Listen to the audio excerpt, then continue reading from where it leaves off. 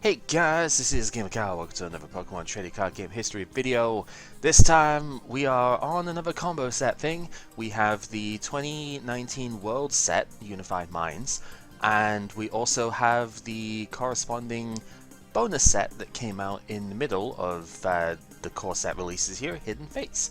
This is kind of like the Shining Legend set that we had before, where it technically debuts new stuff, but it is largely a Shiny Vault set, which we will get into down here. And yeah, there's a couple of cards, but if you look historically, you will see, like on PTCG Legends, you will see decks that have a couple of the cards that released from either here or in the promo section, actually, which is kind of neat, but it does mean that the 2019 Worlds format, whilst it is well documented, it is technically not the one that we're going to be playing here.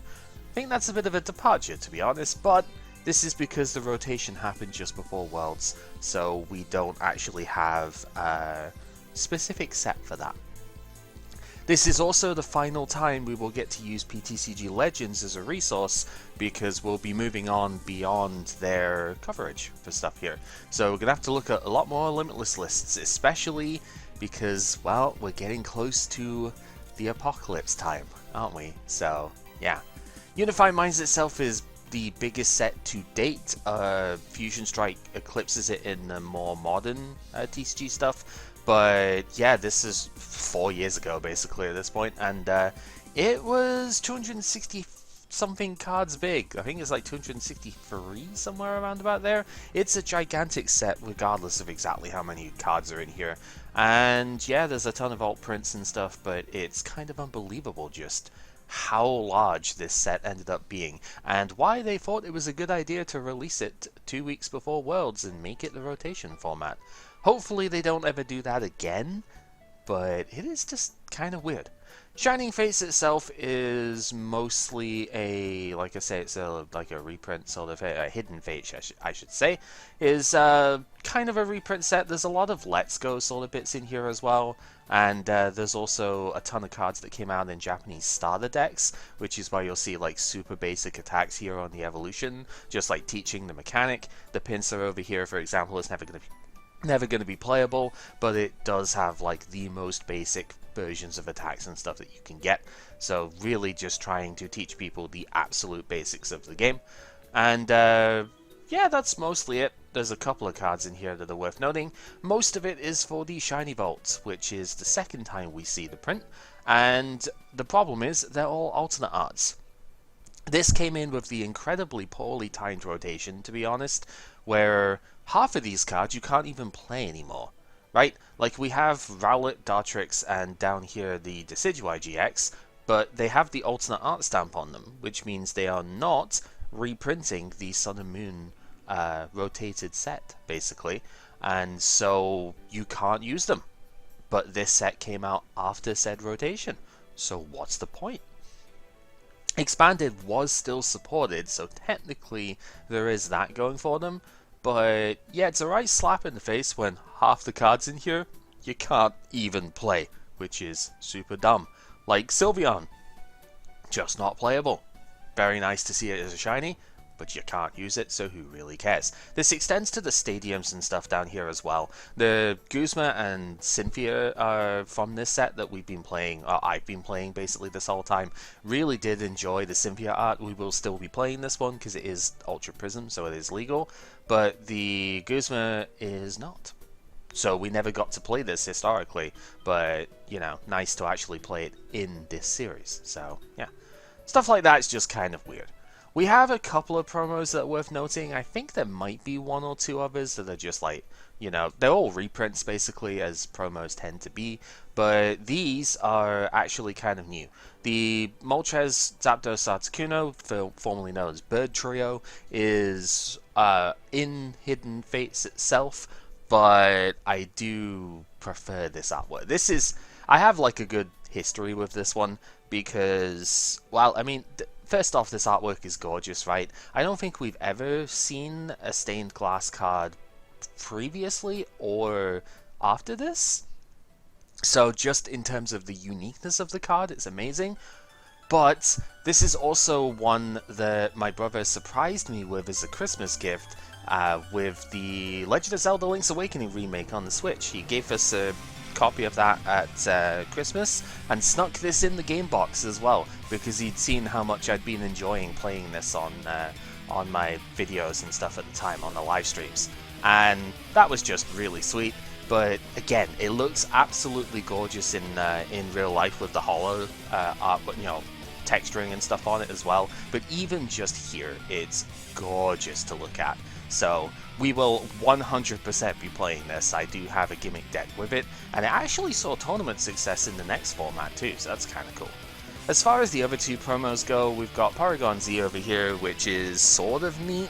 If you discard a special energy from it, you can heal 80 damage, which is pretty cool, I suppose, but not super great. It is in the same line as the Porygon Z that is Rain Dance, but for special energy, so if you discard Recycle Energy, you just put it back on and it's fine. But the problem is, the attack is kind of bad. 160 damage and self-burn. Triple Acceleration Energy compatible is kind of cool, but that's just not a ton of damage for getting the Stage 2 GX out, and the self-burn just makes it so that you are, at best, 220 HP, which is not great. Critical Error is very funny. Milling yourself for up to 10 cards out of your deck is really kind of neat, but on the Stage 2 GX attack it's just a bit lame. And then Trevenant Dustoir is possibly the more controversial one to put into this format, but it's fine. 270 HP, Dark type, Dark Weak, Ghost type basically for the stuff here. Night Watch takes 3 Psychic Energy, so it's a little bit restrictive in where you can play it, but it does 150, reveals 2 cards out of the opponent's hand and shuffles them back into the deck. So there's a very much a hand denial sort of thing that goes on at the end of this this block of cards, and this is one of the main proponents of it. Pale Moon is also weird, but doesn't usually come up. For a Psychic and a Colorless, you do nothing, but you do KO the opponent at the end of their next turn, unless they switch, of course, because these sorts of effects get removed when you hit the bench, which is really dumb. To prevent them from switching at least more easily, if you have an extra Psychic on this thing, you also discard every energy that's on the Pokemon. That tends to be the more important bit, to be honest, because they are almost always going to switch out of this effect. But if you can manage to strip 4 to 6 energy off of something, even the free energy that it took to attack, right? That can devastate Pico Arm decks if you strip them of their Tag Bolt energy, so it's decent enough. As far as the rest of it goes, I do have the interest pools back over here, because honestly, there are too many cards to talk about here. So we have about 50 cards, including this one, to talk about from the sets, which are actually super competitively good. And then we've got about 35 down here, which are rogue tier at best. We've already gone over the Porygon Z and the Trevenant Dustoir, so we can ignore those ones. But the rest of it, we do have to kind of go over. One of the main things from this set, and one of my favorite archetypes of all time, is the Mewtwo and Mew Tag Team GX over here. 270 HP Psychic type. This did win Worlds in this thing as well, so just like with Gardevoir, card from the new set wins the Worlds format. Kinda funny. But the main reason is because its ability lets it use any GX or EX attack that's on your bench or in your discard pile. Obviously EX because they are making it expanded compatible as well. I haven't really made the most use out of Mew EX when that was available. I did make use of the Baby Mew, which was pretty good, but the problem with Mew EX was that it was a 120 HP 2-prizer that, yes, it could copy the opponent's attacks, but it could only copy stuff that was on the board. This completely flips the script, because if you discard the Pokemon, you can still make use out of them. There was a Marshadow that could also kind of do this, but it was also 150 HP and actually only worked on basic Pokemon that was in your discard pile. So this lets you do evolution stuff. There was a promo Solgaleo, which actually became very expensive when this thing came out as well, to trade for on TCGO. That for 2 energy of any type does 120 and accelerates up to 2 basic energy from the discard to your bench Pokemon. And that was just crazy good for with stuff like this. But that is one example of a card that is actually really good, but generally too difficult to put onto the field, that this can take advantage of. A lot of the stuff that you'll see in here, including the very first card we'll talk about here, is only actually used as a discard card in order to copy their attacks with Mewtwo and Mew over here. And yeah, like my three favorite archetypes are damage counterplacing with stuff like Crobats and whatnot, damage spread usually, so something like the Weezing or the Tapu Koko type stuff, and then toolboxing. And toolboxing with this kind of effect is insanely good. It is weak to itself, so that is potentially a problem, but there's a card in this set that can mitigate that as well. Its GX attack is very rarely used because you don't usually have 2 Psychic Energy on this thing, but if you are playing it in, say, a Malamar deck or something, you might get take advantage of it. 200 damage for 2 Psychic and a Colorless, but if you have at least 1 extra energy of any type on this thing, then you heal all damage from all of your Pokemon as well. So given that we've just lost a bunch of gusting options, this can heal multiple tag teams and basically just prevent the opponent from taking prizes, which is pretty cool. Alright, so the actual meta cards in here. Charizard is from the Hidden Fate set, and it is exclusively used for its GX attack. For 2 fire and 2 colorless, you do 300 flat damage. Now, Charizard with Reshiram takes 6 energy to get to 300, and 300 is enough to one-shot every Pokemon in the game. So in a Mewtwo and Mew deck, if you don't manage to get a full value 6 energy from 2 welders, you get like 1 welder and then you attach 1 for the second turn, you can still do this 300 attack and just blitz whatever you need to. That's what it's used for. That's pretty much it. It's a pretty cool attack to have access to be honest. And, I mean, you might see Flamethrower once in a blue moon, because it does 140 for that same energy cost. Not really enough to KO a ton of things, but it doesn't discard energy like everything else in that deck tends to at that sort of level, so you might see it. Raichu and Alolan Raichu, Mitsuhiro Arita did a ton of the tag team artwork for this set, by the way, and it's all gorgeous stuff. Probably won't be using those ones because they have character arts and stuff as well, but oh man, these are so cool. Anyway, fan gushing aside, 260 HP Lightning GX, which is 20 HP better than Pikarom, so that can come up sometimes.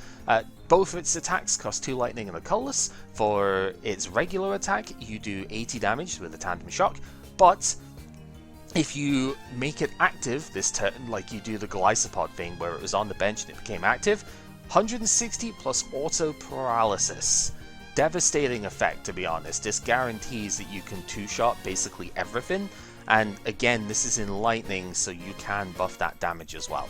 160 is 10 higher than what Pikarom does, so if you don't need the energy acceleration, that might also come up. Lightning Ride does 150 damage and forces Raichu and Raichu to the bench, but if you have at least 2 extra lightning energy on this thing, it does 250 instead, plus 100 from its base thing. 2 good things about this, well, 3 good things really. 1, it does take a colorless energy. If you play Counter Gain in your deck for other reasons, this can work out. For 2, it does 5 energy instead of 6, so it's easier to get the bonus effect here. And for 3, 250 damage with an Electro Power kills basically everything in the game except Magikarp and Wailord. So this is easier to score one-shots with, and if the opponent has Mew on their bench you can't Tag Ball anyway, it's also cheaper to do. You can pay this with 4 energy instead of 5 if Thunder Mountain's in play, for example.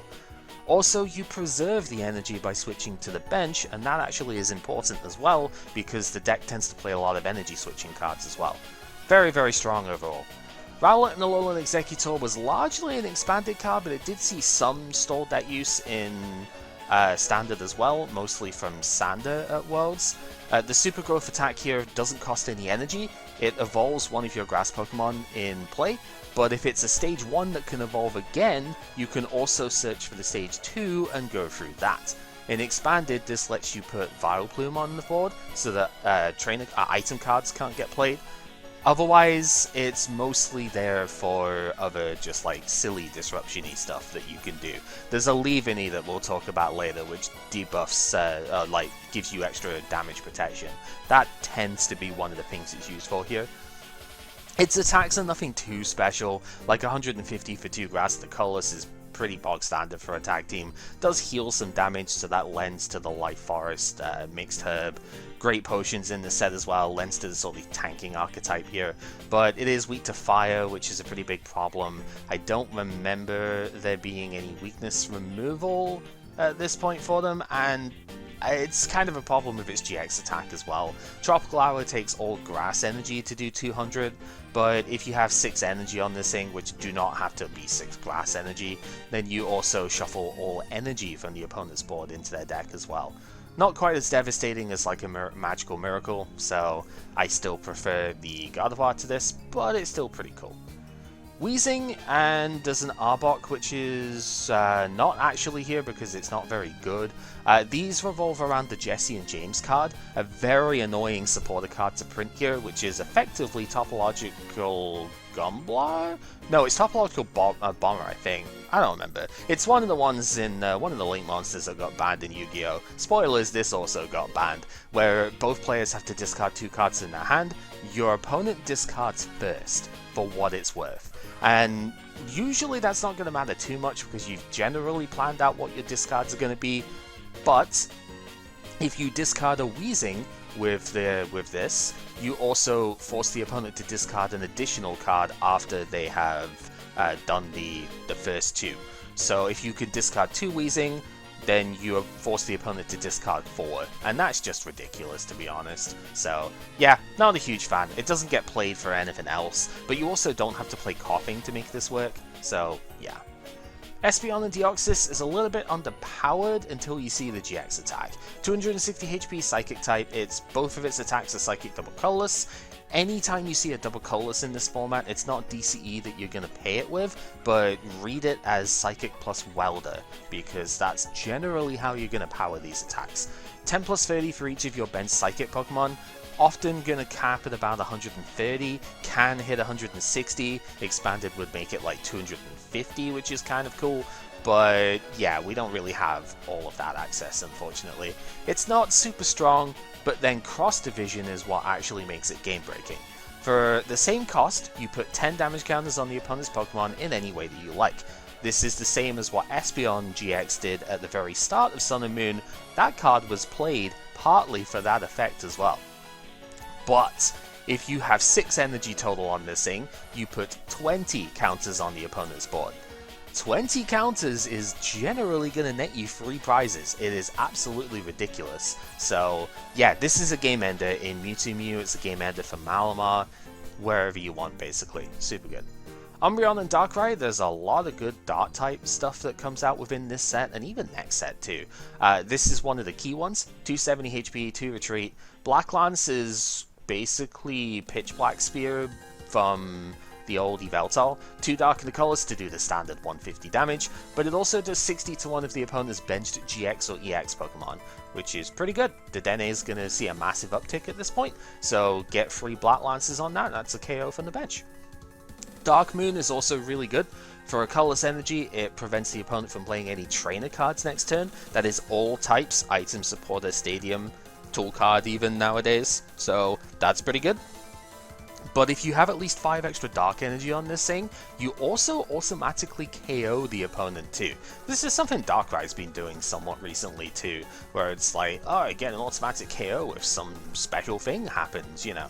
So yeah, really strong, and that sounds like it's going to be too much to do, but the Weavile over here lets you Energy Trans basic Dark Energy around on your board with its Shadow Connection, so you just power up a bunch of stuff like Naganadel can get itself charged up, Beast Ring could potentially get the stuff, next set there's another Energy Accelerant that gets into this Weavile that can also help, and you'll just build 6 energy around your board, shift it all to the Umbreon and Darkrai, and then just one-shot a tag team, prevent trainer cards next turn as well. Very gross. The rest of the stats on this Weavile, since we're here, 200 HP, a little bit frail on the Stage 1 GX, but that's fine. Its Claw Slash is passable at dealing with single prize stuff, 130 damage for 2 Dark of the Colors. Nocturnal Maneuvers is just not very good for a Stage 1 GX Pokemon, but for a Colorless Energy, you basically bench any number of basics from your deck that you want. kind of okay, but if you're having to use that, you're probably giving up 2 prizes and this Weavile in the process, so that is a tough pill to swallow, to be honest. The other Dark type that's prominent in this set is the Mega Sableye and Tyranitar. There's a couple of Megas. This and Lopunny get a card printing. They did not get Megas back in Gen 6. They didn't get card prints for that, but they do have tag team like representation here. This is a massive 280 HP dude, 4 energy to retreat, but that's not going to matter when we get to the stadium section, and both of his attacks cost a gigantic 4 dark and a colorless. You can really tell this is a Tyranitar card more than the Sableye one. Greedy Crush does 210 damage for that cost, and if you KO an opponent's GX or EX Pokemon with this, take an additional prize. Very good when you custom catch a Dedenne up, actually, because then you just take 3 prizes for one shot, which is pretty good. But if you've weakened the opponent with anything else first, like the Black Lance hit, then you can KO a tag team with this too. 4 prizes, a lot to take. For the same energy cost, Giga Full GX does 250 damage, which is just barely short of KOing most stuff of the tag team variety. KOs everything else though, so that's kind of neat. But the meme with this card, if you have at least 5 extra energy attached to it, discard the top 15 cards of the opponent's deck. That's a quarter of their starting total. You can very easily deck people out with this card, which is very, very silly. So, yeah, pretty strong. Moving back to the main stuff here, Aerodactyl GX is pretty neat. It's a fossil, which might sound bad, but we've got very good fossil support in this set. There were a couple of fossil decks that actually topped Worlds as well. Some really good stuff here. 210 HP, 0 retreat, fighting type is good too, because Boulder Crush for a fire and a welder does 120 damage. That one-shots Pikarom, so it's pretty good. Its ability makes it so that the opponent's basic Pokemon have to pay 1 more to attack, so long as this is active. So very disruptive against enemy tag team stuff as well. Wild Dive GX synergizes with this extra cost, where it does 50 for each energy that's on the opponent's active. Very good against the fire decks that will be spamming like a 6 energy GX attack on you, so they take a 1-shot on you, but you can just rip all of their energy off the board, take a 1-shot on them as well. Let's talk about the bird trio here. This is a giant 300 HP colorless Pokemon. It is tied with Magikarp and Wailord as the biggest Pokemon in the format, and that's not where the good stuff ends, but it's where the ease of play ends for this thing. It is weak to lightning, which means Pikarom one-shots it, which is very unfortunate. But the main part about this, for a fire, water, lightning, and colorless, 1 energy of every type that the birds are associated with, 210 damage with Trinity Burn. That's a crazy high amount of damage if you can set it up.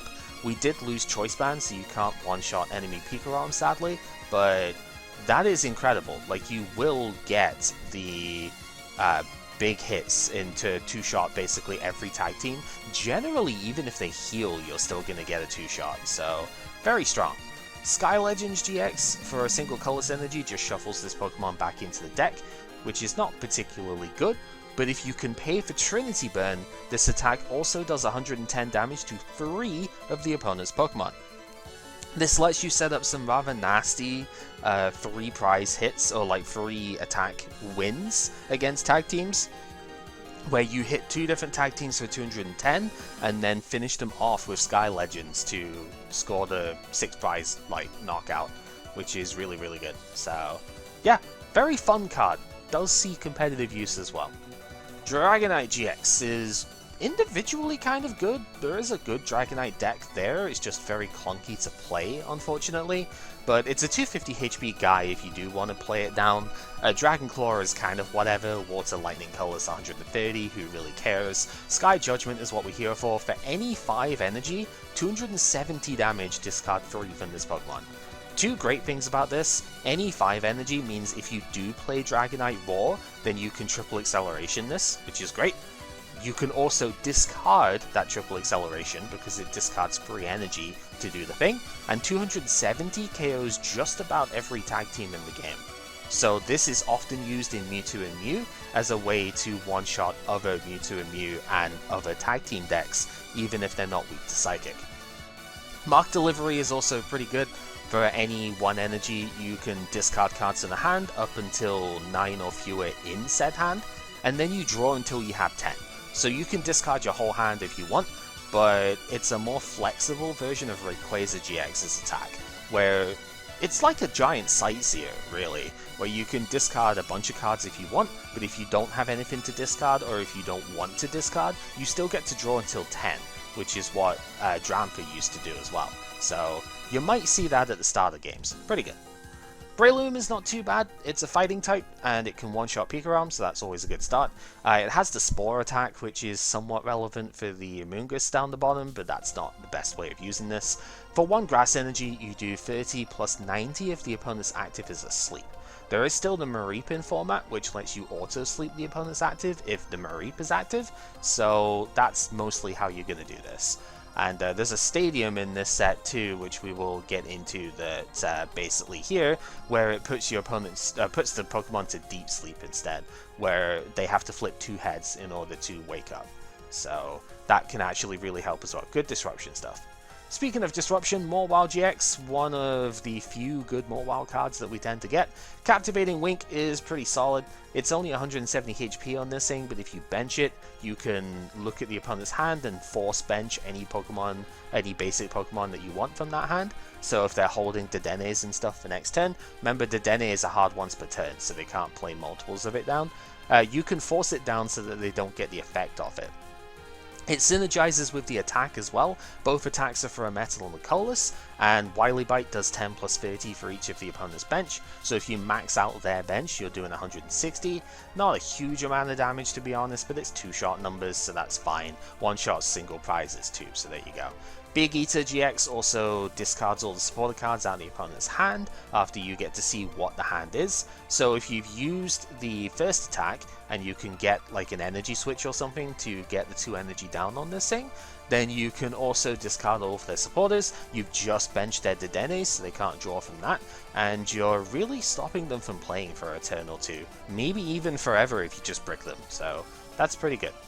Frostlass is a good anti-meta card as well, alongside the Breloom. This is a water type, so it hits Reshi for weakness. That's basically hitting 2 of the best decks in the format at this point. It's only 80 HP, which kinda sucks, but its Spiteful Sigh lets you basically do 140 damage. Put up to 7 damage counters on this Pokemon, 20 damage for each counter that you place this way. For a water energy, but water and grass are both in the same unit energy, so you can play this with a Breloom no problem. 7 damage counters means you do survive by 10 HP, but you are allowed to over damage this thing as well. If it has taken a hit beforehand and say lost 50 HP, you can still put 7 damage counters on it, you'll knock it out, but if you're one-shotting a tag team, that's generally worth it, right? 140 is also just a reasonably good number, so it does see some play. Latios is kind of a weird one. It's mostly used in Mewtwo and Mew to copy the attacks here, because Power Bind very much restricts the Latios from doing stuff. If you have 4 or fewer Pokemon in play, this Pokemon can't attack, so you have to have a minimum of 4 bench Pokemon for this to work. Otherwise, 170 HP is a bit low, but Zero Retreat is really good. Tag Purge is a pretty strong attack for a Psychic and a Welder. 120 damage, prevent all damage next turn done to this Pokemon by tag teams. Tag teams are generally the strongest decks in the format, so that tends to come up quite a lot, especially against enemy Mewtwo and Mew. And Clear Vision is also a very funny attack, but is not unreasonable. For a Psychic Energy, this GX attack prevents the opponent from using a GX attack this game. So yeah, you sacrifice your own GX attack, but you stop the opponent from doing anything that way. It also works very specifically against Zygarde, where they can like reuse their GX attack if their marker's been flipped. So stops them from doing that too. Very silly. Jirachi is only 160 HP as a GX, which is pretty low, but it's used exclusively for the Psychic Zone ability. Don't apply Psychic Weakness in play. This is not Psychic Pokemon have no weakness, it is specifically don't apply Psychic Weakness. So if you're playing, say, Marshadow and Machamp, that also gets protected by this as well. This is the card that's used in Mewtwo and Mew as a tech against other Mewtwo and Mew. It also prevents them from losing too hard to Malamar. One of the worst matchups for the deck as a whole is Giratina, because with just one damage ping on the bench, Giratina then hits for 260 on the Mewtwo Mew and takes 3 prizes for a one-shot, like one prize thing itself. So yeah, this prevents that, which is really good. Garchomp and Giratina got a lot of cards banned actually when the like cheese deck ended up coming out with this. 270 HP, Dragon type, so Mysterious Treasure searchable. We did just go through the rotation, remember, so a lot of the stuff that you'll see down the bottom is like, we can't really search this. Dragon types are an exception to that, so makes it a lot easier. For any energy, any one energy, linear attack snipes 40 on one of the opponent's Pokemon. Not a huge amount of damage, but it sets up for Calamitous Slash, where for a Psychic, a Fighting, and a Colorless energy, 160 damage, pretty okay, but if the opponent has already taken damage, then 240 is the number instead. So the 40 from linear attack sets up any tag team to get one shot by this, and there's 3 prizes on the go, right? Obviously linear attack could set other things up as well, but the main thing that you'll see it for is to snipe a hit on the tag team as you go through. GG End is a very funny attack name here, but for 2 Psychic and a Fighting energy this time, you discard one of the opponent's Pokemon in play, which is kind of devastating. You don't take prizes for that, but you can discard anything, so discard one of their bench mons, pretty good. If you manage to get 3 extra Fighting energy on this thing though, you get to discard 2 Pokemon instead, which honestly isn't going to happen because Fighting is bad at energy acceleration, but if you somehow manage to do it, that's a pretty cool effect right there. So yeah, mostly not seen for the GX attack, but sometimes you will make use of that, and it's it's pretty devastating. You could technically win the game if you manage to discard their only Pokemon in play. So there you go. Heatran was a gigantic staple in the fire decks moving forward. Greenzard tended to fall a little bit by the wayside in comparison. It didn't do as well as the ability-based stuff. This was quite a lot of the reason why. 190 HP, free energy to retreat, so it is pretty hefty in that aspect. But if you manage to get this Pokemon from the bench to the active, you just absorb any number of fire energy you want from the rest of your Pokemon. It does the somewhat standard 130 damage for 2 fire and a colorless, but its GX attack is what it's really used for. It does 50 per fire energy that's on this Pokemon. Any number of fires that you want, because it starts at 1 energy required. So this is often used to coalesce energy that's on your board in order to get a giant 300 or 250 damage one shot on tag team stuff, which is pretty great. It is also a way that you can excuse now using Welder on a Jirachi or something, because when you bring this to the active, you just take the energy that was on the Jirachi. So this also increases the consistency by being like, oh, well, I have Welder and 2 energy, but I've only got Jirachi in play, I don't want to use it on that. Now you can get away with it. So yeah, really good card. Giratina, maybe this should have been in the the off-meta part, because I don't think this ever saw much play, but we did just lose Kartana GX, which is a very similar effect when you bench it, and we also lost Enhanced Hammer, so I think this actually has some, and, you know, Mysterious Treasure searchable, some good play for it here. Basically, when you bench this thing, you discard special energy from the opponent's active Pokemon. Not a ton of special energy gets played at this sort of time period, so it's not like a mainstay, but if you ever need this kind of effect, this is a very strong card to have around. So yeah. Victini actually did see competitive success in next format with the Bird ADP deck. For 1 fire energy, search your deck for up to 2 basic energy cards of different types and attach them to your Pokemon in any way that you like. So clearly it's supposed to be used in dual color decks, or tri-color decks, or even quad color decks if you play the separate thing for it. That's what ADP Birds did. They have 4 different types of energy, 1 for this thing, and, you know, 2 for ADP, 3 for the birds. There's the difference, so they all like meld in. So yeah, use this on the Moltres, Articuno, Zapdos. You can search your deck for like a lightning and a water energy, attach them. Next turn you could play Welder, and then that thing's ready to go. It's pretty cool. Caracosta is a surprise meta pick, but did actually see world success because of, well, kind of all the traits of it really. Ancient Custom is pretty solid. It prevents the opponent's tools from having any effects. so very good against Malamar and any deck that's abusing Jirachi. Aqua Impact does 80 for a Fighting and a Welder, plus 20 for each of the opponent's colorless in their retreat cost. So this obviously works when Escape Board gets nullified by the ability, and then this goes on full retreat, which is pretty good. It one-shots Reshizard, and it one-shots Giratina. So those are the two main sort of thresholds that you have for it. If the opponent plays a Zeraora, you're extremely sad.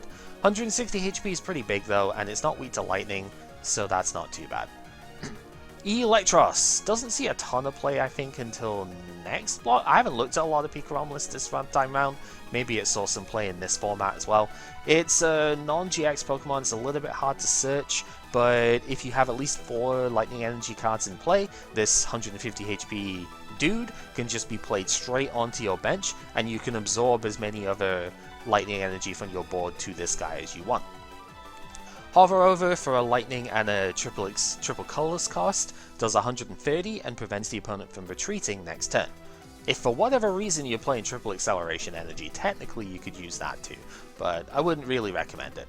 But it's a one prizer that does a decent amount of damage, it's got a good bit of disruption to it, and yeah, it absorbs energy off your board that you've already spent on like a big GX attack or something, so pretty good. BM is a very interesting Excelgor style card, which I actually like this one, unlike Excelgor. 80 HP Psychic type, it is searchable, so that's good. For a triple acceleration energy, Mysterious Noise does 90 damage, shuffles itself and all cards attached to it back into the deck, and the opponent is item locked next turn. So the shuffle is really good because it means that triple acceleration energy doesn't hit the discard. It also is a switch card, basically. So it means that you can bring in any disruptive Pokemon you want as the next part, so like a Gumi to make their attack cost more, or a Alolan Ninetales to prevent GX Pokemon from being able to hit it. Both pretty good options. And item lock is always strong, so especially in an item heavy format, which we basically are always in, so yeah, very good. Speaking of item lock, Cryogonal is Quaking Punch, but with much less damage. 90 HP single prizer for a single water energy, 10 damage, and the opponent can't play items next turn. It's very hard to search, we basically only have Pokemon Communication that gets this card, so not particularly easy to get hold of, but very annoying nonetheless, and a few decks will take advantage of this to slow the opponent down whilst their setup gets going. Particularly ADP decks next time out, but even Quagnag can play this, so it's there. Speaking of Quagnag, Keldeo GX is a big proponent for them. 170 HP to retreat, but it's got Safeguard. Pure Heart prevents all effects of attacks, including damage done by GX and EX Pokemon. Not Pokemon V, so when Sword and Shield comes out in 2 sets time, it's going to get a bit harder to play this guy, but that is fine. For now, it basically blocks out all the best cards in the format. Sonic Edge for 2 water and a colorless does 110, but is not affected by any effects on the opponent's active Pokemon, so it does not lose to itself like some of these GX-based safeguard or multi-price safeguarders would do. And Resolute Blade for the same energy cost is 50 for each of the opponent's bench Pokemon. Caps out at 250, not quite enough by itself to one-shot any tag team, really, other than Pikarom, but the fact if you're immune to them means you probably don't care, right? Hooper is the last of the good Dark types in this set. For a single colorless energy, Evil Admonition is a watered-down version of the Weavile's version of this from before. 10 damage plus 20 for each of the opponent's Pokemon in play that has an ability. This is mostly seen as a Malamar tag, because Giratina being weak to Dark, if they only have like 2 Malamar or a Jirachi and 1 Malamar or something, the Giratina also has an ability, this will one-shot from there.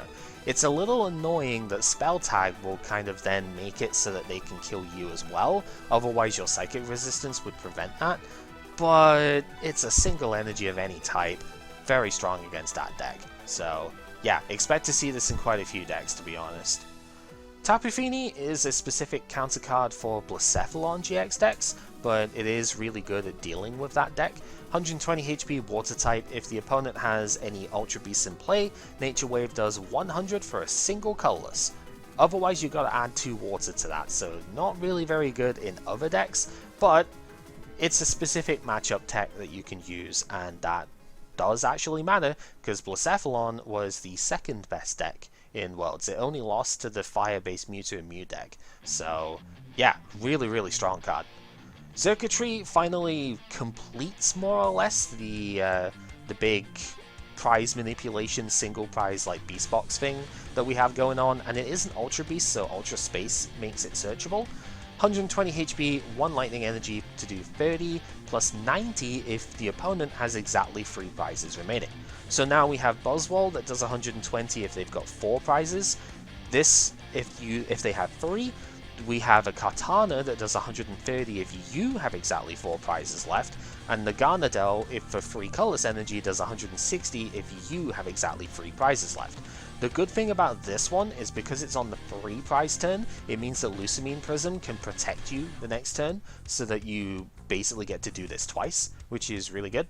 And then if the opponent takes that single prize knockout next turn, you have access to Nihilego, which copies one of their attacks when there are 2 prizes left. All the while, Beast Ring can get used to power up various things if you need to as well. It's a pretty irritating deck to go against if the opponent's good at playing it. Necrozma is a solid 1 prize option in the Malamar decks. This lets you play Recycle Energy basically, because for 2 Psychic and a Colorless you do 100, plus 60 if the opponent has, if you have a special energy attached.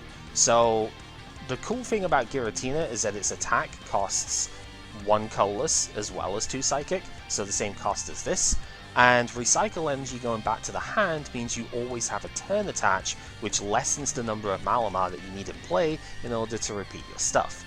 This also works to do a slightly bigger hit than what the Giratina would have access to, and it doesn't self-damage as well, which is pretty good. So yeah, there's a strong Tina tags for inclusion in there. And finally, on the meta Pokemon, we have Naganadel GX, which is a 210 HP Dragon type this time, so it's super searchable. And it's Dragon Psychic, so it'd be searchable regardless, but still. Ultra Conversion now gives the deck access to a draw engine. By discarding 1 Ultra Beast from the hand, you draw 3 cards. So Ultra Space now basically can read like Heat Factory, except you don't have to have the fire energy in the hand already, which is pretty good. Its attack is also really solid. For a Psychic and a triple acceleration energy, you discard 2 energy from this Pokemon, snipe 170 on the opponent's board. 170 one-shots to Dene, which is a really powerful aspect to have. And yeah, I mean, this is in Ultra Beast, right? So Beast Ring can be used here. Like I mentioned, triple acceleration can be used if you play a more generic sort of evolution-based deck, which is really good. And the Psychic cost, I mean, it's payable by Mewtwo as well, so it just super versatile under like a ton of circumstances. Injection GX doesn't see a lot of play, but for a Lightning Energy, you add 1 card from your opponent's discard to their prizes face down. Okay, I mean, I guess if you see them like discard an energy and it's a Malamar deck, you could probably disrupt that, but for the most part, this GX attack doesn't see a lot of play. But the rest of the card is super good, so it's worth it. Also 1 retreat just like every other Naganadel, so thankfully the speed aspect matters for this guy, but also that means a skateboard and U-turn board, which we'll get to in a little bit, works on it too. Trainer cards! Cherish Ball is the main bit for this format that actually makes it playable and forces you almost to play GX decks. Search your deck for any GX, put it into the hand. The Dene sees a huge uptake not just as a consistency tool, but because it's more searchable now. Between this and if you're playing Lightning, Electromagnetic Radar, it's kind of gross. Speaking of GXs, they really want you to play them at this point. Great Potion heals 50 from your active GX. Very commonly used in greens-based decks like Gardevoir Sylveon, which actually took off hugely in this set, came 9th and 10th at Worlds, so just bubbled out of top 8. Won a few events after this too.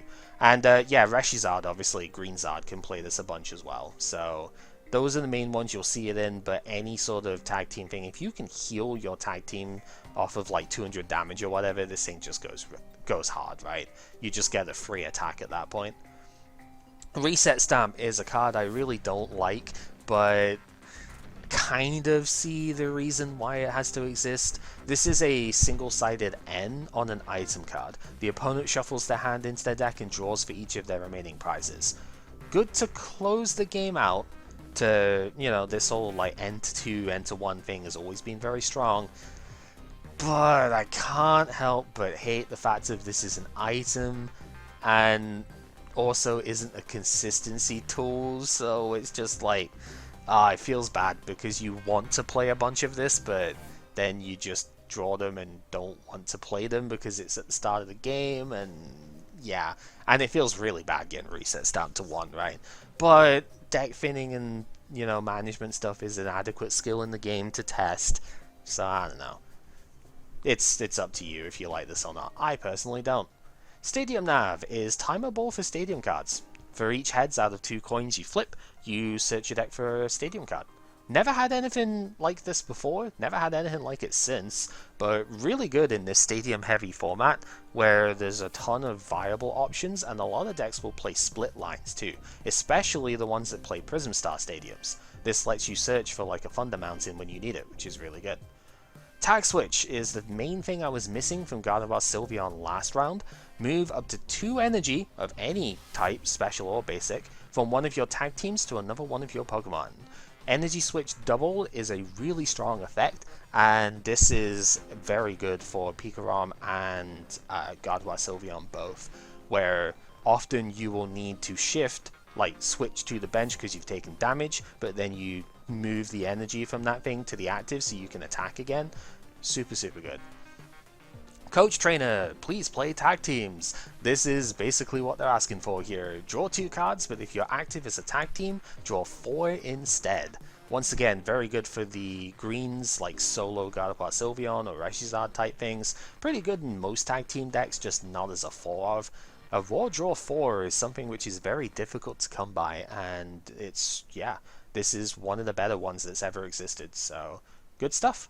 Hapu is a card I really like. There's an ancient supporter that's coming out in the next core set that does does the same thing as this, just with a tag associated with it. Look at the top 6 of your deck, put 2 in the hand, discard the other 4, which is pretty good. I mean, it's Sage's Training, but with 1 more card to see. Misty's Wrath, but with 1 less card to see. But yeah, look at the top 6 and is a really aggressive dig, which is why you will see this pop up in a few decks. And just being able to actually like dig for Pokemon or for rare candies and stuff like that, right? Like, we do have Bill's Analysis that can do the trainer side of this, but this lets you get anything.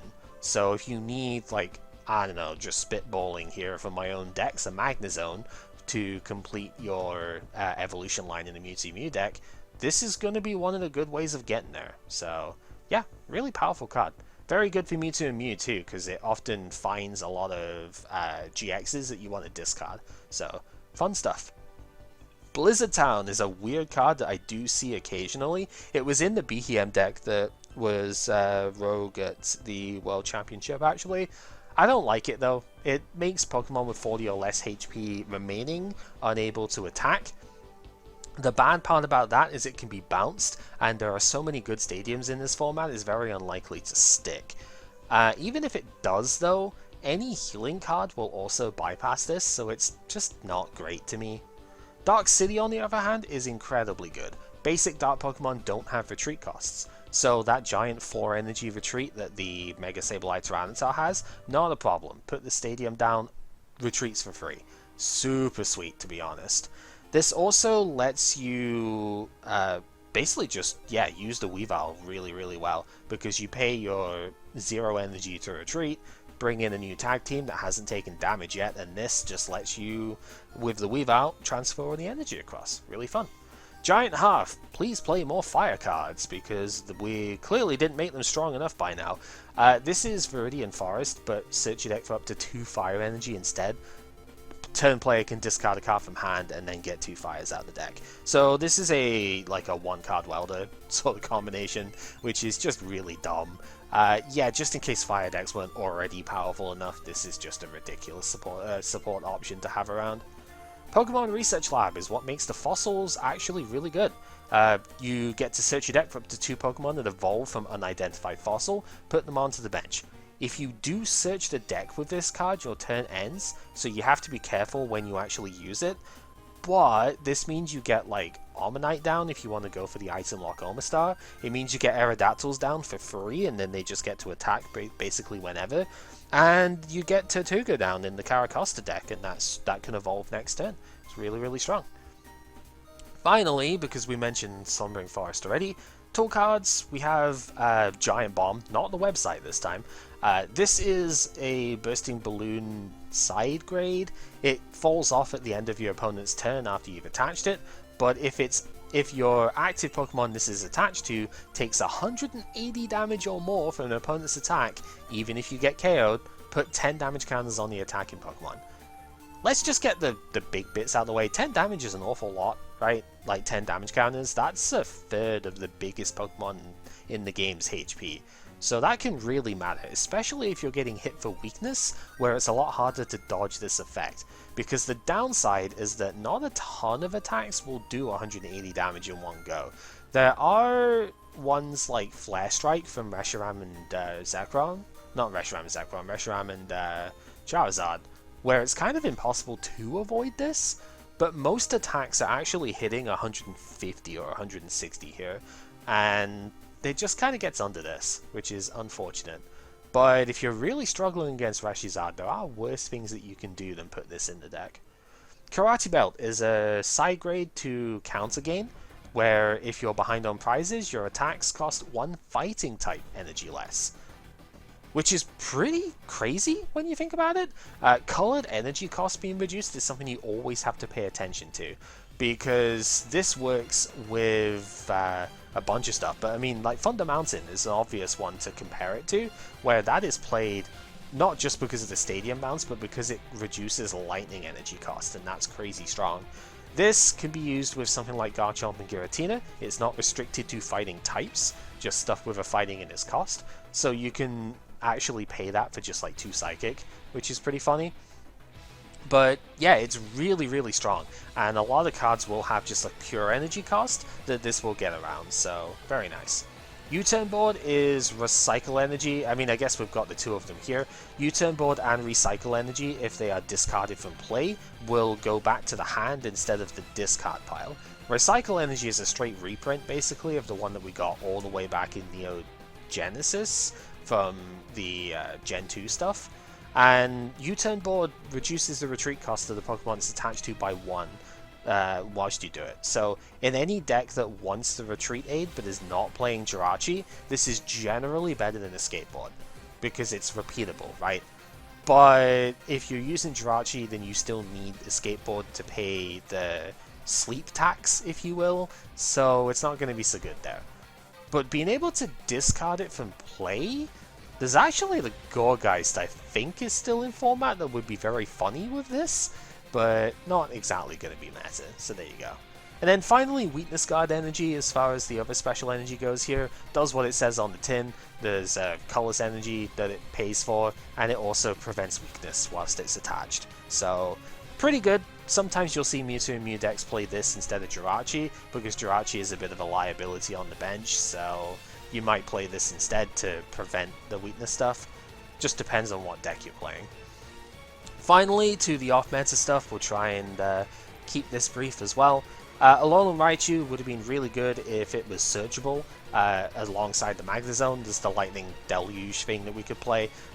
Just like Bronzong Break before it, discard any number of Lightning Energy from this Pokemon, then for each energy you discarded, you choose one of the opponent's Pokemon and snipe 30 to it. You can choose the same thing multiple times, so you can focus all the energy onto one thing if you want. So you could do like 180 by discarding 6. It's pretty solid. We have Fisherman in format, so it would have been repeatable too, but we lost energy retrieval, and also it is too hard to search. So yeah, it's a non-GX, never gonna happen. Slowpoke and Psyduck is a very funny card. There's a bit of an archetype to go with this thing that we can go over the cards for here. This lets you do, for 2 water energy, it's a 250 HP tag team. Bit frail, but oh well. 40 damage for each supports a card that you discard. Filling times is not really worth going over, but if you somehow get 8 water energy on this thing, flip 10 coins, do 10 plus 100 for each heads that you flip, very funny. It's only a single coin normally though, so whatever. So the archetype this goes into is the Lapras, where Mermaid Call lets you pick up a Misty's Favor from your discard pile back to the hand. Misty's Favor itself is a supporter card that we will see for other reasons, but it lets you search your deck for up to 3 supporter cards and puts them into the hand. This is my Hat Lady card where I use this instead of Stephen's Advice, because it doesn't end my turn for doing so, and sometimes that actually matters more. But yeah, you search your deck for supporter cards, you discard them all to do a one-shot with the tag team, and then Misty's Favor gets picked up again by the Lapras. Maybe Pow Pad goes to shuffle supporter cards back into the deck, and you search them out again with one of the Misty's Favor. You're trying to just get like 2 big tag team KOs. Problem is, it's 2 water energy to attack with this thing, and we lost Aqua Patch, so I don't know how you're supposed to get that going. The rogue deck that played this, I believe, used Lance Prism Star to get Dragonites in play, because there's a Dragonite that searches your deck for a supporter card that we've had before, and then there's this Dragonite that lets you attach a water and a lightning energy from your hand to your Pokemon in any way that you like once per turn. This actually is pretty solid as in general. This could make a Dragonite deck like playable, but it's just hard to justify because getting the energy to hand is very difficult. Dragon Impact is pretty good though, like Water Lightning double colors, 170 discard 3 energy, so it's a pretty good attacker in its own right too. But again, with energy retrieval being gone, like I guess Lady could be used, Fisherman can be used, but it's just so difficult to get and keep enough energy going. It's very awkward. But yeah, if you're just attaching 1 water, you can power up Slowduck in one go. That's the idea. Magnezone is an interesting card because it can become Metal and Lightning type at the same time, and Magnetic Bolt for a Lightning and a Welder even lets you do 120, puts a trainer from your discard pile into the hand. Any trainer is pretty good, and that's where the good stuff ends. Like, unfortunately, it doesn't do enough damage, it's not searchable, and the typings don't generally matter either. Like, I guess it's cool that a Metal type could use Electro Power, but Metal's not a good weakness to hit usually. Gardevoir and Sylveon's the only deck that you would even want that against, and at that point you're probably playing the Metal Magnezone anyway. I don't know, I just don't see it, unfortunately, but the idea is cool. Alola Marowak is an interesting one because you get to discard the top card of the opponent's deck for 0 energy. If it's a Pokemon, then you do the HP of that Pokemon as damage to the opponent's active. So if you discard a tag team, you're KOing their tag team, which is pretty fun. This is one of the few legitimate uses for Chip Chip Ice Axe that's not just degenerate garbage, because if you see a Pokemon in their top 3, you force that to the top of their deck and then you discard it with this. But it's still not consistent, and that's unfortunate. Licky Licky is the technically 5th, I guess, nowadays, Dragon of the Ice Barrier. Licks Go Crazy for a triple acceleration energy is a Trishula style effect. You do 90 damage, discard a random card for the opponent's hand, discard a card from the top of the opponent's deck, and discard an energy from the opponent's active Pokemon. Just like Trishula, it does 3 separate discards in this case, not banishes. But unfortunately, it's a fun rogue deck, but that's a really difficult thing to get going. And even if you do, it's not the most impressive thing out there. I guess if you combine it with enough stuff, you could possibly get some really good results out of it, but I don't know. One of the things Hidden Fates has is a Misty and a Brock archetype in the loosest way possible. They're not actually like full-on archetypes for them, but you've got a supporter card, a Stadium, and a GX Pokemon for them.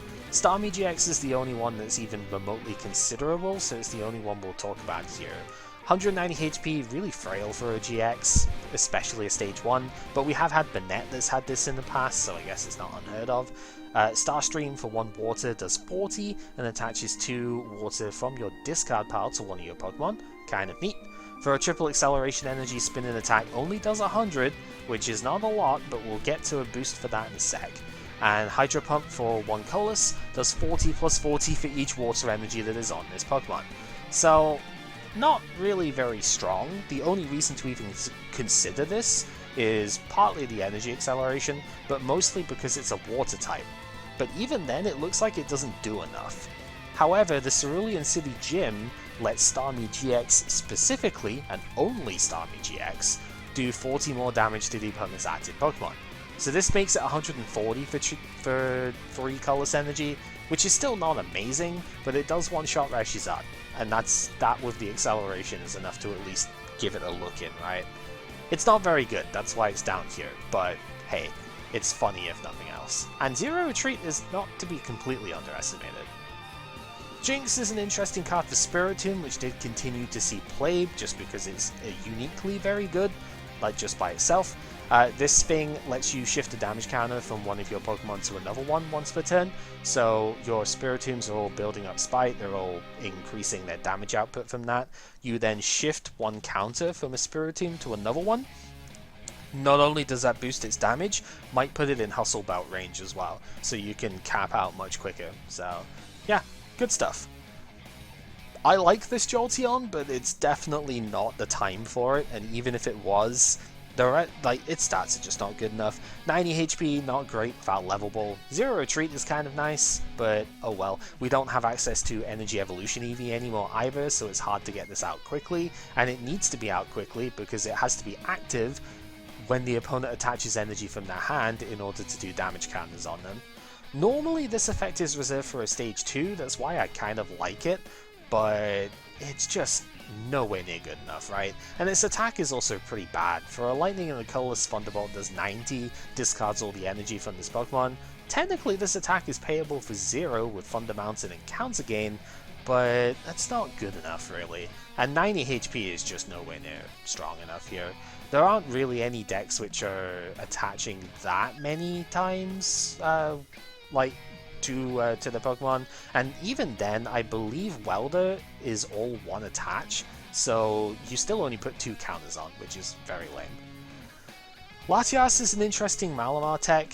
For 1 Psychic Energy you snipe 20 to one of the opponent's Pokemon per energy that's on that Pokemon, so if they've left a big thing on the bench, like the Raichu's just done its 250 GX attack or something, you can snipe them for a decent amount. It's not really enough, but it's cool at the very least, so there you go. Garchomp is unfortunately a fighting type. I feel like that probably holds this one back too much. We have Dragon type, Gibble, and Gabite in format, so if you could search this thing, this might actually be good. It's a Zero Retreat, dude, so that's kind of neat. And it really works on the whole being behind thing. If you have more prize cards remaining than the opponent, this thing does 80 more damage to the opponent's active, which is pretty good because for a Fighting and a Colorless you do 80 plus 40 if you discard an energy from this thing. So if we look at the math here and consider Martial Arts Dojo as well, 80 damage plus 40 is 120 as a default. If you are behind on prizes, that's either 160 or 200 depending on if you discard. And if you have a Fighting Energy attached, Martial Arts Dojo adds 40 to that when you're behind on prizes as well. So you can hit like 240, 260 with a Diancie, which is very, very strong to be honest. The problem is mostly just that it's very, very hard to search and is also a stage 2. Stage 2 attackers always have a hard time, but this especially is going to have a hard time because you can't search it, so yeah. Being behind on prizes is also potentially a bad thing, but we can use Miss Magus to manipulate stuff that way, so we're probably okay. It's just so hard to get it going. This could be fun with Recycle Energy though. If you forgo the Martial Arts Dojo bit, you could play Karate Belt in order to remove the fighting from this thing, and then use Recycle Energy to discard itself. That goes back to the hand, and you can just keep doing that, so that's kind of fun. Cool stuff, just too hard to search, I think. Excadrill is not really super good because we've got a Rangaroo, but it's just worth noting these kinds of controls-centric cards. Shuffle 4 cards and you discard pile into the deck is a pretty strong effect, we just don't need it right now. Leavanny, I mentioned this briefly with the Rowlet Executor, but this was used by Sander to top 64 worlds, and your grass Pokemon take 40 less from attacks. You can only apply one of these, so you can't stack it, but this makes it much harder to kill the Rowlet Alolan Executor. We play that instead of like Celosaur because you can evolve all the way up through this thing, so yeah. Whimsicott is another good addition for the Whimsicott Porygon Z deck. One of the reasons I didn't play it last time round. This is Roserade from Dragons Exalted. There's a few cards in the past that have done this as well, but when you evolve into Whimsicott, you search your deck for a card, put it into the hand. You aren't generally going to be able to find this as easily, but it's just an extra addition that can get you to the Porygon Z or the rare candy that you need, and then from there, the rest of the deck kind of goes through itself. One kind of cool thing with Whimsicott is that it does have Toy Box GX to search your deck for 5 cards, so that's pretty neat in its own right. You might be able to use this as part of that as well. Archeops is a pretty interesting fossil Pokemon here.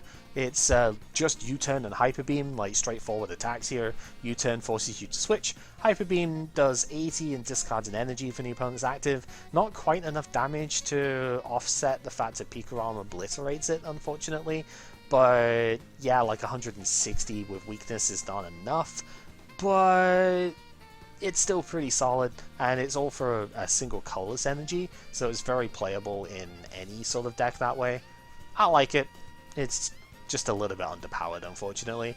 Amoonguss is supposed to be paired with the Breloom. When you play a Pokemon from your hand that has Spore, you auto sleep and poison the opponent, which if they're poisoned for a Welder, double colorless energy, you do 90 damage with the Amoonguss. The Amoonguss is never attacking, that's not a thing. The problem is that Shroomish does not have Spore. If Shroomish had Spore, then I think this would be a really good way of using the deck, to be honest, because the Foongus has got Spore, the Breloom has got Spore, so when you evolve into Breloom, then it puts the Sleep Poison on. But Shroomish does not, and that's the key part of the deck, so yeah, not gonna happen. Chandelure is something that Sai has tried to make work in our one practice session so far. Absolutely ridiculous card, to be honest. For 1 fire energy, this is Duskstone searchable, by the way, so that's how the deck kind of works out. 10 damage for 1 fire, discard the top 5 of your deck, do 60 more for each Pokemon that was discarded this way, then any fire Pokemon that you get can be put onto your bench. This is not basics, it is not restricted to just non-GX either if you really want to, so yeah, this gets you Charizards, gets you, supposed to anyway, gets you Charizard, gets you Blaziken. There's so many good fire support mons, like, there's Macago is really good, there is the Salazzle that can draw cards, there's some damage mons with Delphox and Incineroar which are pretty good, and that's kind of it. It's a gamble deck though, and not a very good one at that, so yeah, unfortunately, sometimes you'll see high rolls with it, usually you won't. Haxorus is one that I wish was good. It's a Dragon type this time round, so it's a bit more searchable than the Garchomp is. And it's pretty solid. For a Fire and a Metal, it does 10 plus 40 for each basic energy that's on this Pokemon. So it doesn't sound like a lot, but it has an inbuilt energy accelerant, and is in 2 pretty good types for getting this as well. Once during your turn, you may discard any stadium that's in play, and if you do, put 3 in any combination of fire and metal energy from your hand onto this Pokemon. Fire is very searchable at the moment, so that's not a problem. Also, Welder is a good thing, so we can go for that. But Metal also has Mount Coronet, which can get energy from the discard back as well. So you can play down the Coronet, get 2 Metal energy. Those are 2 energy that you can then attach with Grind Up by discarding the Coronet. Also, Giant Half is now a thing, so we can search out the fire energy that way.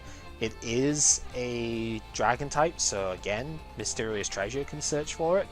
So it's one of the better Stage 2 attackers, but it's still a Stage 2 attacker, and that's really what holds it back here.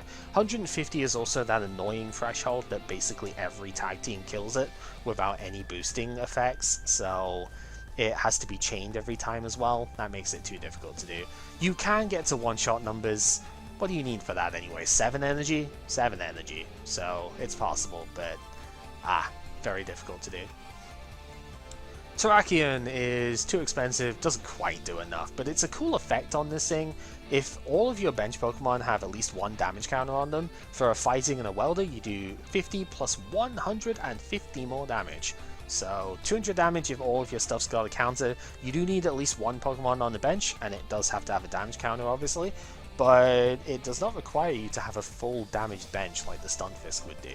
So that's kind of cool. Interesting for like this Viridian deck, but just not really good enough, unfortunately. Aegislash is a pretty unique deck to go with here. It's only 130 HP, which doesn't seem like a lot. That's because it's not, but it's a Psychic type, so it's a bit searchable here. And Durable Blade lets you put the Pokemon back into your hand if it's knocked out by damage from an opponent's attack. That's an inbuilt Rescue Scarf for those who remember Gen 5 stuff, or Rescue Energy from Gen 4, where yeah, you just get to pick the dude up, which is great. You do discard all the cards attached to it, but its attack is for a single colorless energy, which makes Recycle Energy very good for it.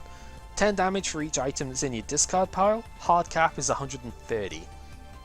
So it tries to play very similarly to Malamar, but instead of energy cycling from the discard, it's Pokemon cycling the whole way through.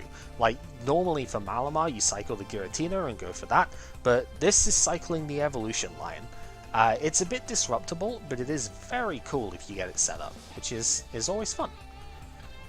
Zygarde honestly should be in the normal part here, but because we lost Double Colors Energy, Zygarde GX is just really bad now, so I can't rate it any higher, unfortunately. If this came out last set, I would have played it. As long as this Pokemon's on the bench, your Zygarde and Zygarde GX's attacks do 20 more to the opponent's active, which makes it basically fixes every problem that Zygarde GX had, right? Its damage output was not quite high enough for the energy costs, but it had energy acceleration on itself, and its GX attack was really good. Boost Fang is also kind of neat. It's a fighting type to energy for 20 damage, and puts a fighting energy from your discard pile to one of your bench Pokemon. Pretty solid, right? It's just a good energy acceleration attack.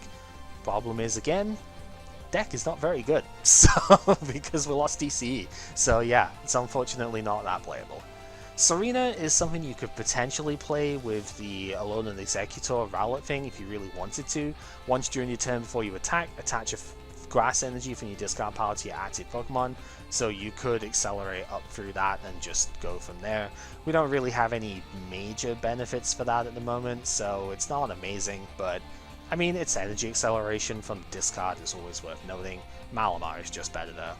Golisopod is kinda cool, but not super amazing.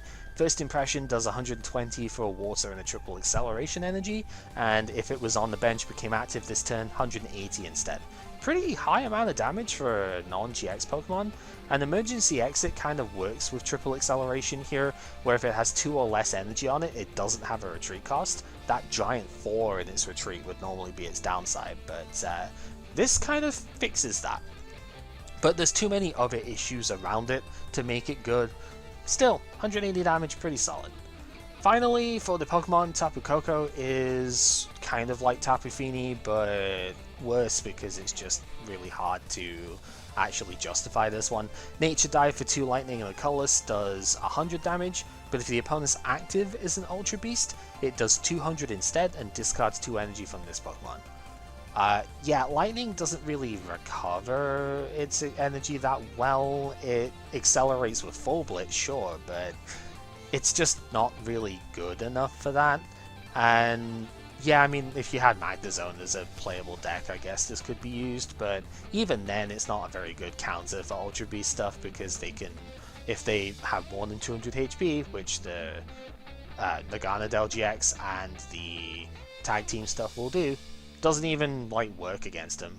They're not weak to lightning either, so it's kind of whatever. Finally, for the trainer cards here, we have a bunch of supporters. Blue's Tactics at the end of your turn, draw until you have 8 cards in hand. Not great, to be honest with you. I guess if we still had Marshadow in the format, this would probably be alright, because you could go Blue's Tactics and then Let Loose, and you know that you're drawing at least 4 cards at the end of the turn. Not really very good though. I did see some play in a couple of Juniors decks, from what I remember though. Channeler is kind of like Pokemon Ranger from the past. It removes all effects of attacks on you and each of your Pokemon. I think this removes clear vision as well, actually, so if the opponent's Latios you, you could use this to get your GX attack back. Pretty sure that it got played in ADP because of that. So, yeah, very funny. Grimsley moves up to 3 damage counters from one of your opponent's Pokemon to another one of their Pokemon. Very, very niche supporter card. Did see some play it very occasionally, but not super worthwhile, so yeah. Then Pokemaniac is its whole like gimmick archetype sort of deck. One of the things the Licky Licky deck has going for it is this, because it has a retreat cost of exactly 4, so does the Lickitung. Search your deck for up to 3 Pokemon with a retreat cost of exactly 4, put them into the hand. Next set, we get a Steelix that discards Pokemon with a retreat cost of 4 to do damage. This is the main supporter you would use in that deck to search them out. Finally, for the tool cards, we have Earring and Bell, which if the opponent damages you whilst this is on your active Pokemon, they get confused. That's kind of lame because then they've still got to like wait a turn before it even does anything, and if they retreat out, whatever. But I think there are a couple of attacks that specifically work if the opponent is confused and do like more damage and whatnot. Maybe this could be used there, I don't know. And then we have 2 Z Crystals. I'm very surprised it took this long to get Z Crystals in the format, but we have a couple of them, and these give you a GX attack if you have a specifically named attack from the Z Crystal itself. So in this case, if you have Air Slash, you can do a 4 energy speeding Sky Strike GX for 180 damage, any 4 energy, so that's a decent buff, and you prevent all effective attacks including damage done to this Pokemon next turn. It's an agility, like the Swift Run GX and stuff like that. But on any Air Slash Pokemon, that's kinda neat. Normalium Z works on Tackle, where for any 4 energy you flip a coin until you get tails, 200 plus 40 for each heads that you flip. So 200 minimum, that's usually what you're gonna hope will get the KO. And yeah, if you've got Tackle, kinda cool. This sort of thing was really cool, really neat. I wish we had it earlier, but it's the type of thing that makes you look back through the cards in the game and see what cards actually have these effects. Some of the stuff I didn't mention within this set, one fun one that was noted to me, Yanmega. I don't remember where it actually is. I think it's in the main set, right? Yanmega over here actually has Tackle and Air Slash, so you could use either of them. It's very funny. But the main one I remember is Air Slash on Silvally down here, which isn't a particularly good card, but if you had a Tag Team KO last turn, it does do like 180 for a DCE, but the Air Slash is on this Pokemon, so you get to use it with that. It's kind of cool. We did lose the Air Slash Titanol though, I believe, which is unfortunate. But yeah, that's the sets. Super huge amount of cards within here. It's like over 400 cards when you look at the stuff within here. Kind of ridiculous, but there's a ton of new stuff to look at as well. Don't know exactly how many rounds we're going to spend on this one. I wouldn't be surprised if it was another 3, to be honest. But yeah, I hope that you'll look forward to it. And until next time, thank you for watching. Take care.